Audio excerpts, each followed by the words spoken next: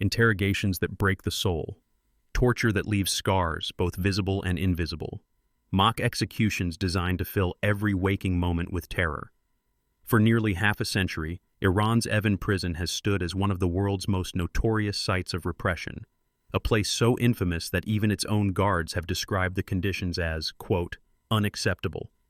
But in the waning days of June, the world's attention was wrenched violently to Evin for a reason no one could have anticipated: a devastating airstrike that transformed the prison and the fate of thousands within its walls into a global flashpoint.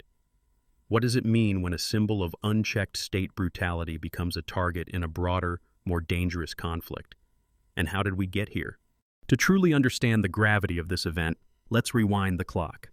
Evin Prison was constructed about 5 decades ago, on the northern edge of Tehran, nestled against the Alborz Mountains. Originally intended as a modern detention facility, it instead became the epicenter of the Islamic Republic's campaign to silence dissent. Since the 1970s, following the Islamic Revolution, Evin has been used to crush political opposition, real or imagined. Dissidents, journalists, student activists, scholars, artists, dual nationals, and anyone accused of challenging the state's authority have faced the threat of those iron gates. Inside, the reality is a waking nightmare. Survivor accounts paint a grim picture of daily life. Cells are cramped, barely 2 meters by 3 meters, often shared by multiple prisoners. Solitary confinement is the norm, sometimes for months or even years at a time. Food is described as foul, barely edible. Former inmates have reported being kept in windowless rooms, exposed to constant blinding lights or total darkness. The sounds that echo through the corridors are unforgettable: the malfunctioning air conditioning unit, the relentless footsteps of guards, and most hauntingly, the cries, pleas, and whimpers of those being interrogated or tortured nearby. These are not isolated stories.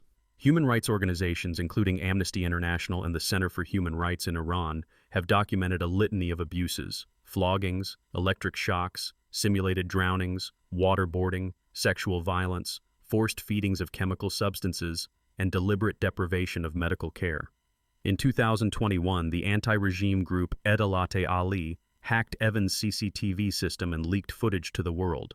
What those videos revealed was so appalling that even Mohammad Mehdi Haj Mohammadi, Iran's top prison official at the time, admitted the behavior was unacceptable.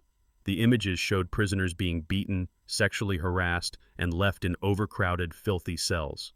Some were seen harming themselves out of sheer desperation. The world responded with outrage, but for many, Evin remained a distant, almost mythical place of suffering, untouchable by outside forces. That illusion shattered on June 23, 2025. In a move that stunned analysts and governments alike, Israeli fighter jets struck the prison. The attack, according to Iran's judiciary, left at least 71 people dead. Among them were not just prison guards, often drawn from the ranks of young conscripts, but also administrative staff, visiting family members, detainees, and civilians living in the vicinity. One of the highest-profile casualties was Ali Ganatkar, a top Iranian prosecutor. The devastation was visible. Video aired on Iranian state television showed emergency services rushing to carry out the wounded, destroyed vehicles littering the compound, and plumes of smoke rising over the city. Independent reports, as well as footage circulating on social media, some possibly altered or generated by artificial intelligence, depicted chaos and confusion inside the prison walls. But the strike on Evin was more than a military maneuver. It was a move laden with symbolism, risk, and far-reaching consequences. Was this a warning shot to Iran's leadership, a message that no installation, no matter how infamous, was beyond the reach of Israel's military power? Or was it a catastrophic escalation that could unleash a cycle of vengeance and instability, with civilians paying the highest price? For the thousands of political prisoners inside Evin, the attack transformed an already desperate situation into a nightmare. Families of detainees, many of whom had not heard from loved ones for days, flocked to the gates seeking news. Reports soon emerged that Iranian authorities had tightened their grip, restricting access to the prison, and in some cases, cutting off food, water, and medical supplies. The Red Cross, alongside international NGOs, demanded immediate access to assess the humanitarian crisis unfolding within those walls. The broader implications are staggering. For decades, even in the world's most heated conflicts, there has existed an unspoken line. Certain places, such as hospitals, schools, and prisons, were considered off-limits, protected by the norms of international law. In targeting Evin, Israel blurred that line. For the first time in living memory, a state launched a deliberate strike on a prison known to house political detainees, not just military personnel. This act sends a chilling message. In the new era of warfare, nowhere is truly safe, not even the darkest corners of authoritarian regimes. Geopolitical analysts are divided on what comes next. Some, like Professor Lala Khalili of Queen Mary University in London, argue that such attacks only serve to embolden hardliners within Iran. When outside forces attack symbols of state security, the regime doubles down internally, she warns. We are likely to see mass arrests, even harsher penalties for dissent, and a renewed crackdown on civil society. Already, reports suggest that intelligence agencies have ramped up surveillance and intimidation, seeking to root out any sign of opposition. But the effect is not one-sided. For dissident groups both inside and outside Iran, the breach of Evin's walls represents an unprecedented opportunity. Underground networks are mobilizing, from student organizations in Tehran to diaspora groups in Europe and North America. Social media campaigns demanding the release of political prisoners have surged, their hashtags trending globally. Activists are urging the international community to seize this moment, not only to condemn the violence, but to push for systemic reforms inside Iran. The hope, however faint, is that the world's spotlight might finally force change in a place long shielded from scrutiny. The humanitarian risks, however, are immediate and severe. According to the human rights activists group, the 12-day conflict between Israel and Iran has already claimed over 1,000 lives, including at least 417 civilians. The attack on Evin Prison is just one piece of a much larger tragedy. Families now fear not only for their relatives' physical safety, but that they may be used as bargaining chips in future negotiations, or face increased persecution as the regime seeks to reassert control. International experts warn that a full-blown humanitarian crisis is looming if basic needs, food, water, medicine, are not quickly restored. The regional stakes could not be higher. Iran's military, furious and humiliated, has already hinted at swift and severe retaliation. Over the course of the recent conflict, Iran launched more than 550 ballistic missiles at Israel, resulting in 28 deaths. Israeli officials have stated flatly, no regime installation is off-limits. The United Nations is desperately working to broker dialogue, but deep-seated mistrust and decades of enmity make a diplomatic breakthrough unlikely in the near term. The risk that other authoritarian states might follow Israel's example, targeting prisons, courts, or even hospitals, is not to be underestimated. For global viewers, those following this story from far beyond Tehran, there are urgent lessons to draw. First, the events at Evin Prison demonstrate just how rapidly international norms can unravel when humanitarian principles are cast aside. The laws that protect civilians in wartime are not just abstract ideals. They are the bulwark that stands between order and chaos, between limited conflict and total war. When those boundaries erode, everyone is at risk. Second, the power of international attention has never been clearer. The leaked footage by Edilade Ali, the solidarity shown through social media, the pressure from advocacy organizations, all these forces helped drag Evin's horrors out of the shadows. In an age of instant communication, even the most secretive regimes cannot hide forever. If you care about human rights, political freedoms, or simply the dignity of the human person, this is your wake-up call. Global voices matter. They can shape outcomes, shift policies, and save lives. Third, the strike on Evin Prison highlights how technology is rewriting the rules of modern conflict. Artificial intelligence now enables the creation of fake videos so convincing that even veteran analysts are sometimes fooled. Cyber attacks can expose secrets long buried. Information warfare, fought online, in the press, and through social networks, is now as critical as any missile or drone. In this new landscape, being informed, skeptical, and engaged is not just wise, it's essential for anyone who wants to cut through the fog of war. Let's dig a bit deeper into the psychological toll of Evin's regime. Former prisoners have recounted how the system is designed to break the human spirit. Beyond the torture and deprivation, there's a calculated policy of isolation. Prisoners are denied contact with the outside world. Letters are censored or never delivered. Visits are rare and often monitored. Many detainees are held on vague or fabricated charges, such as enmity against God or corruption on earth. Both carry the threat of the death penalty and are wielded by the regime as judicial trump cards to silence dissent.